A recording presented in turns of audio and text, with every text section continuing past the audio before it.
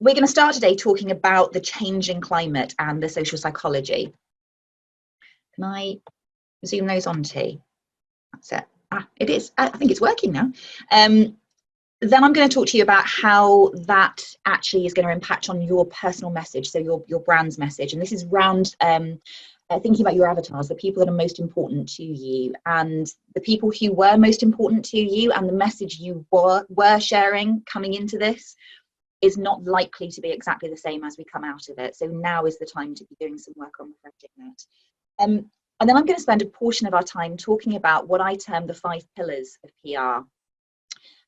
Much like a stool, if you use anything less than about 3 of these, you're going to have a very ill-balanced and quite fragile sort of PR communications strategy. So a lot of people will center their activity on just one because they don't necessarily they don't think about the others, or they're not aware of how they can actually all work together. So I'm gonna do a bit of a quick dive into each of those 5 and give you some ideas for tactics that you could look at weaving into your own activity.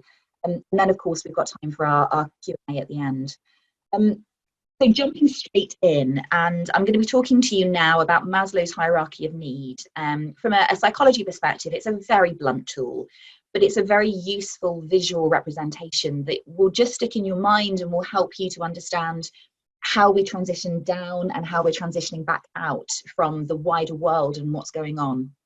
So if I can take you back a few weeks to toilet roll gate, when we had people building bunkers of penne pasta and fusilli to protect themselves from the pandemic that was coming, what we actually saw was a very, very rapid drop down into level 2, which is all around safety and security. Now, Maslow, he introduced this hierarchy as a concept back in the 40s. And I do have to say it is not perfect. There are numerous incidents of people operating outside of the hierarchy.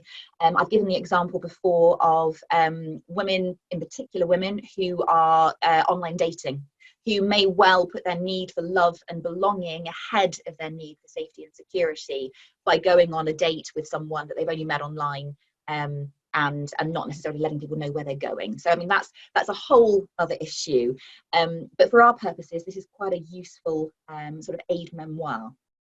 So toilet roll gate, we were brought back down to the level of safety and security. We were brought down to a point where people were no longer sure of their job security, their financial security, or their physical security.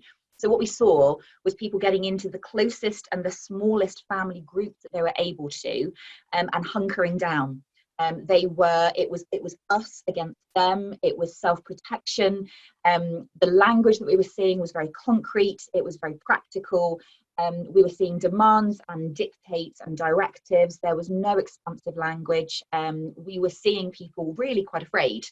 And actually anyone who was marketing at that time with a message about anything other than safety and security products was not just not being heard, but was really, really running the risk of completely alienating their core market. Because when you're in a safety security place, when you're in an I don't feel okay place, and someone's trying to sell you something, it triggers anger. You start getting into the emotional depths of sort of response. Because ultimately we're engaging our limbic brain when we're in safety and security. We're getting back down to the reptilian side of our nature, which is fight, flight and freeze. And anything that doesn't involve those is completely irrelevant and irritating. Now we have transitioned past that. You will have noticed the transition into the need for love and belonging around the time that we first saw Clap for Carers, around the time that we saw people signing up to be volunteers for the NHS. We saw furloughed airline workers from EasyJet and BA working and volunteering for the Nightingale hospitals in the various core locations. Even though they were furloughed, they didn't have to, they were volunteering because it was for the greater good. We see people dropping food off at food banks and absolutely not negating the need for safety and security, doing so with social distancing, doing so in a safe way. But now that they're okay, they're looking to create connection with others, and it's around community. And we saw actions that actually made us really proud to be British. You know, the headlines in the red tops, actually the photos were of people not snapping pasta out the hands of OAPs, but rather people giving back to their community. My eldest child, my little boy, is coming on 5, and he's just in reception at primary school. And he found it really challenging to suddenly go into this new community and then to be brought back out again. And he, for one, has loved the campaign where people are putting rainbows in their window, because as I'm taking him on his daily walk just to stretch his legs, he's seeing all of these visual cues and clues of connection. And that's very much where we are. So from a business perspective, if you have something now which is for the greater good, this is the absolute time to be talking about that.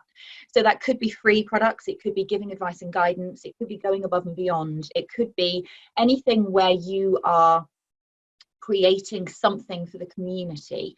I appreciate that as businesses, we don't want to be giving free things all the time, and also psychologically that creates a limit to the value of what you're providing. But actually, if you can be seen, I mean, these webinars are a perfect example. The Chamber are offering free membership, they're offering free advice and guidance, they're leveraging their own networks to find experts in their respective fields, people that are sitting in their own zones of genius, and asking them to showcase and share. It's the most perfect representation of how to do it well. And what happens when you connect in the right way like this is that you create lasting relationships, and relationships that can be leveraged later from a business perspective. Now we are moving through, and as we get to the upper 2 levels, it's slightly less relevant from a business perspective. But just to say that we are moving through love and belonging, we are moving to a point where now people feel safe, now people feel connected, they're looking for that next level, which is opportunity and growth. We are seeing the business community starting to plan. There are other factors in place, macroeconomic conditions, obviously. We're seeing the beginnings of the payout from the banks of the government-backed coronavirus business interruption loan scheme. That's providing much needed capital into businesses, but it's also providing reassurance at the safety and security level that all is well.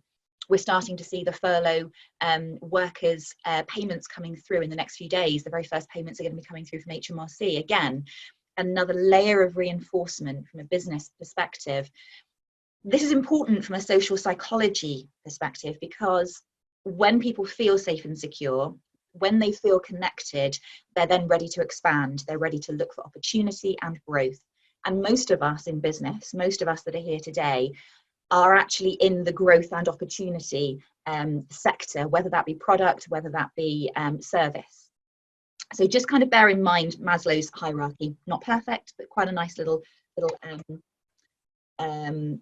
visual representation.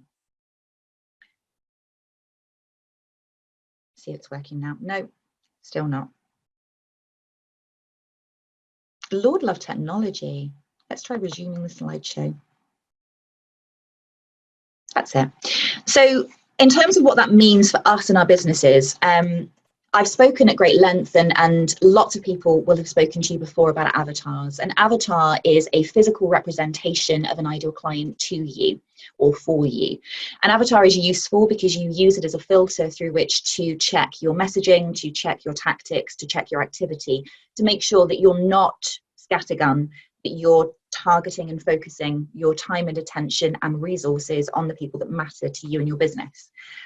Your avatars may well have changed. It may be that they are the same in terms of their demographic, but it may be that their psychology is not. And that's quite a big part of your avatar. These two come together. So I tend to say stick with 3 avatars if you can. You might stretch it to 4, but 3 would be a really good, valuable use of kind of focus and resource. Your avatars should be very distinct. They don't need to be exhaustive. You're not covering off everybody that you're selling to. What you're looking at is your ideal client, and only you know what an ideal client is.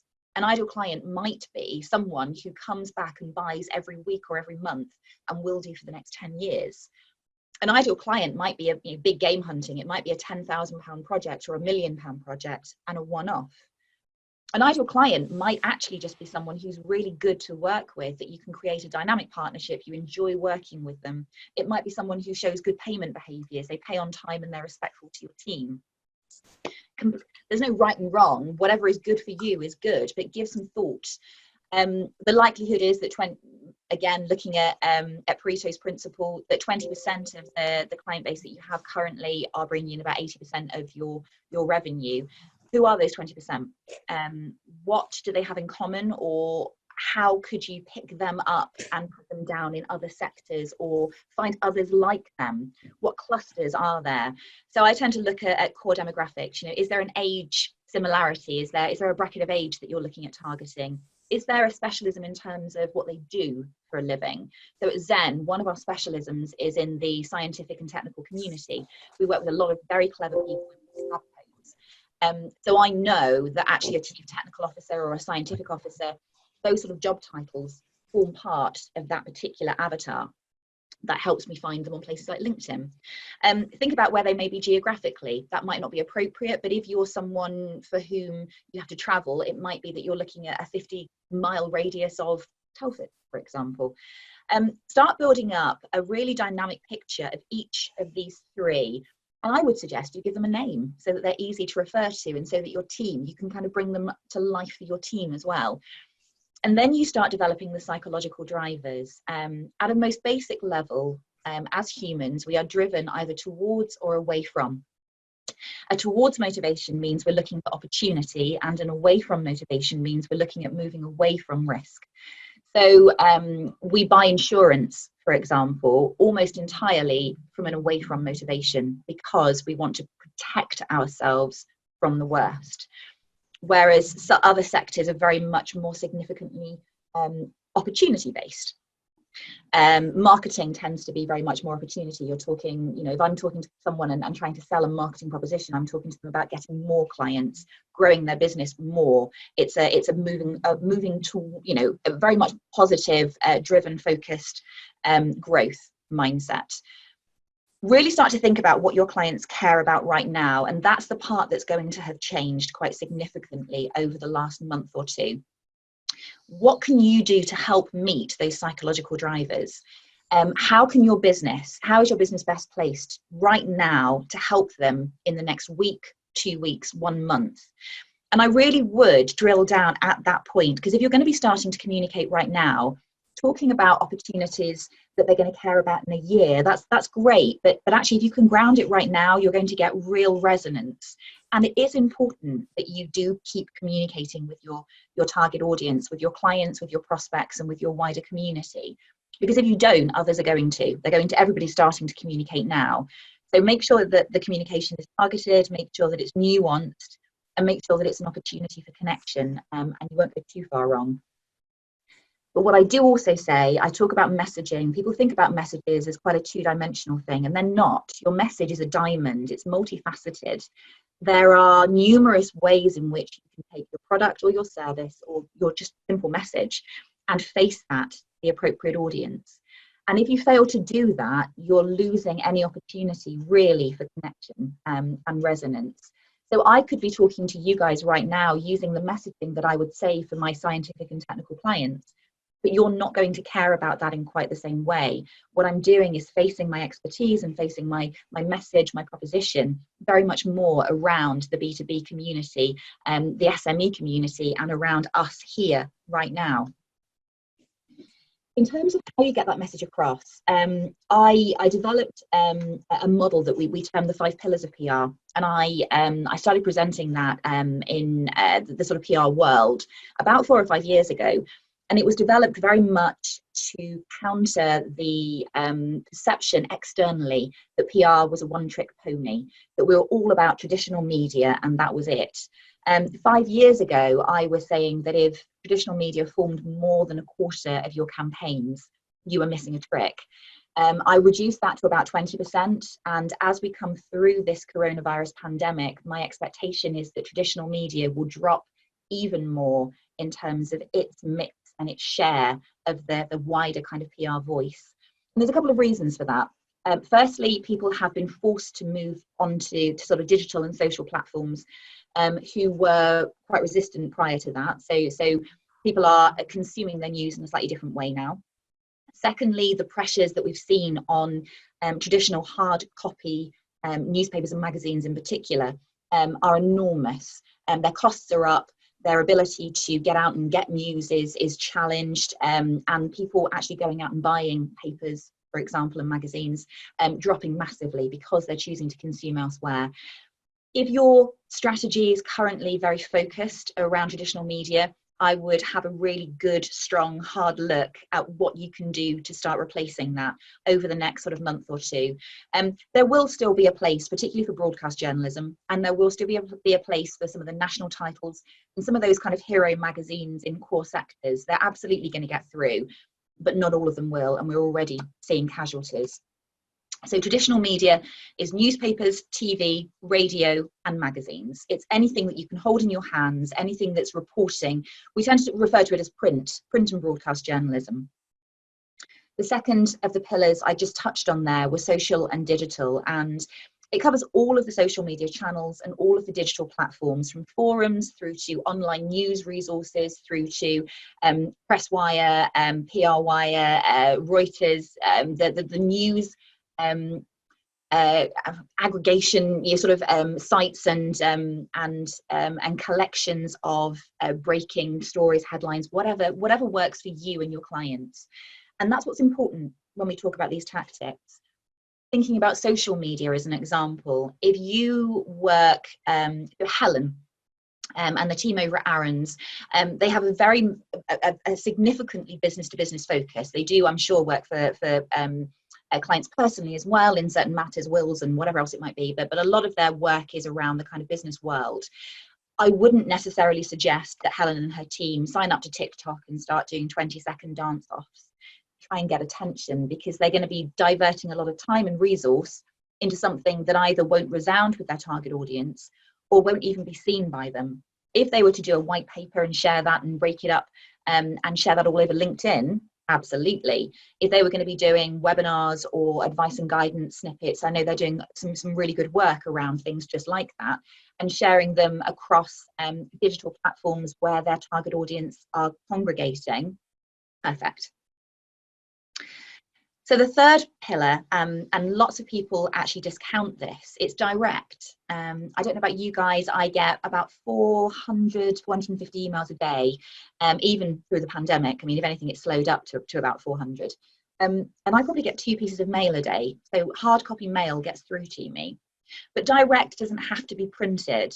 Video is massively powerful. And I mentioned at the last webinar that I gave that I use BombBomb. So that's B-O-M-B, as in sort of explosion. It's a San Francisco-based company. They've been going for about 6 or 7 years. I've been using them for about 5. The software you sign up to, you get 14 days free if anyone wants to try it. Highly recommend you do, by the way. And then it's something like $40 a month. It's not very much money at all, but it allows you to record a personalized one-to-one video using the webcam from your laptop. It embeds it into an email and shows it as a moving GIF for about 5 or 6 seconds, so that someone can see that it's moving, but it doesn't sound until they click into it. So it fits well within the etiquette of business communication. It allows you to record a personalized one-to-one message and send it out immediately to someone. And you can face it. It would be me saying, "Hi Teresa, thanks so much for organizing the webinar today. I really enjoyed presenting. Let's speak soon." It's a direct communication, and from the psychological perspective, where that's powerful, we're moving from a one-to-many to a one-to-one model, and the expectation now is that something will be faced personally for us. I don't want you to send me a catch-all, "I'm sending this to 10,000 people on my database." I want you to communicate with me. I want to know that I'm important to you and to your business. So think about what you can do to connect with your target audience and with your clients. And it may be that you have 10,000 clients. Why not pick your 20 most profitable and record them a BombBomb video, asking how they are, checking in with them. It will go an awfully long way to reassuring them and to reconnecting the relationship if there's been any period of disconnect over the last few weeks. So the fourth pillar is advocate and affiliate, and this is very much in a non-legal sense of advocacy. Think about who else is already working with the people that matter the most to you, and how you can engage and support each other. This is very much around a win-win. So this is the accountant working with the business coach, working with the HR advisor. The client base potentially is very similar. They're all providing a similar service, an expertise-based service rather than product. And it may well be that they can add value to their clients by making introductions rather than being seen to sell. Word of caution here, if you are aligning your brand with another organization, there are two core things to consider. The first is the vulnerability. Make sure that that firm is, do your due diligence, make sure that they are absolutely whiter than white and that they're operating in a way that you're happy to be associated with. Because any introductions that you make, any joint initiatives, JVs that you may organize, your brand will be tarnished if it is later discovered that they are less than reputable. Secondly, just from a resonance perspective, make sure that they operate in the same way to you. If you're a really dynamic organization and your clients are used to fast-paced and enthusiastic, passionate, and you're bringing someone in who is grey-faced and grey-suited and very, very measured, the disconnect there is going to reflect badly on you. So just make sure that they are who they say they are, but also that they're in a very similar vein to you. Equally, if you're more measured, make sure you don't introduce anyone too kind of wacky and zany, because your clients won't appreciate that. What can you do together? GDPR, absolutely. This is not about taking someone's database and marketing to them. And actually, you wouldn't want to. I've made the distinction in the past between earned and bought media. Everything that we do in PR is earned. There is no money passes hands, no sponsored by advertising, advertorial, no paid advocacy in terms of celebrity endorsement. This is around engaging people and allowing them to enthuse about your business or your brand, but doing so completely of their own volition, because it carries enormous weight, third-party endorsement, real credibility. Without that, think about adverts that you've read. If you read an advert, how much do you believe? If you read a seemingly neutral review from a journalist saying this is the best product in the world, how much more likely are you to buy it? The fact that that review was probably mainly written by someone like me and the product itself was put in front of the journalist by someone like me is almost a by the by. It's about that neutrality and third party endorsement. Could you do a joint webinar with another organization? You invite your clients, they invite theirs, you double your potential reach in terms of your audience. Could you provide a product as a prize in a newsletter going out to a wider audience, going out to all of their audience? Could this link into a wider organization? Does it have to be a business? Could you offer to do a webinar for the Shropshire Chamber of Commerce so that you can potentially provide some advice and guidance for businesses that you wouldn't otherwise ordinarily connect with? What might work for you? Just sort of have a think and have an explore. And the fifth pillar is experiential. And this is really about how you bring your brand to life, how you show, not tell, what you do. It can be speeches. If you're Richard Branson, it's dressing up as a 6-foot gorilla and parachuting into Oxford Street and getting front page headlines in the red tops. That's not going to impact me and my business particularly. But what does is getting a keynote speech in front of 1,000 CEOs and talking to them about how to deliver a speech with real impact, or providing a webinar as a piece of guidance for a government department to share with their wider colleagues because of the credibility and the kudos of the introduction. So think about what you can do to bring your brand to life. If you're a cake maker, it's about getting people to actually eat your cake. It's the physicality of it. These pillars, you don't need to use all 5 of them at once, but I would certainly say that any less than 3 and you're running the risk of a really light campaign. And actually, a single piece of content, we talk about content clusters, and we also use the word juicing. So if you think about an orange and you think you've got enough out of it, you can still, usually if you give it another go, you can get a bit more. Every piece of content you produce has the ability to be juiced. So it may be, for example, that I'm going to write a white paper, a 30-page investigation, exploration into the psychology of language. From that, I can slice and dice it, and I can get a lead magnet, a guide, 5 questions to ask guide that I can put out into the digital ether and offer as a free download in return for an email address. That will go into my sales pipeline. I can get 2 or 3 opinion-led articles out of it, and I can pitch those and get them placed in hard copy traditional magazines that I know my target audience read. I can also, from that white paper, get 5 blog posts. And those 5 blog posts, I can get out into various forums, onto my own news, and I can send them direct via email to my target audience. I can also share those blog posts with advocates and affiliates, accountants that like me, or lawyers that might want to send it out to their own audience and their own community. I can take that and I can turn it into social media posts to offer the white paper for download, or to offer the guide for download. And it goes on and on. I can take the hard copy articles and I can make sure that somebody sees those. I can take that hard copy article, I can face it with a personalized letter, and I can send that to someone that I'm trying to get a contact with or a meeting with. Now, every single one of these tactics we use on a regular basis. And I've used the example before. We did a good year-long project, a copywriting project for Muller. We don't usually work too heavily in the consumer sphere, but we were driving past, we had a client out that way, and quite regularly driving past the factory, and it was a general kind of annoyance that they were working with a London agency when we were just around the corner. So I wrote a full page article. I got it into one of the PR journals at the time around the psychology of language. I sent that article with a cover letter to the then marketing director, and this was a few years ago, basically saying, I love your yogurt, but your copy's crap. And I got a phone call that said, you're very cheeky, and what do you mean? And it went through, that hard copy magazine article went through 2 gatekeepers who filtered out all of the sales messages, all of the, would you like to buy our photocopier? Would you like to buy our printer? Would you like to come to our HR briefing? Mine got through because it had perceived value. The letter was personalised and it was addressed to him and signed by me in ink. It wasn't a sort of printed direct mail piece.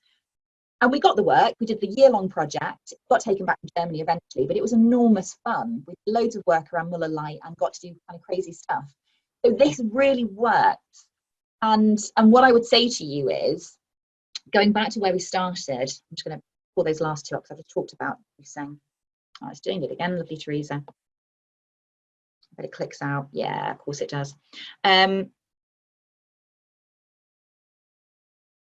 There we go, juice your content and these communications clusters. So the communications cluster is taking the white paper and slicing and dicing it.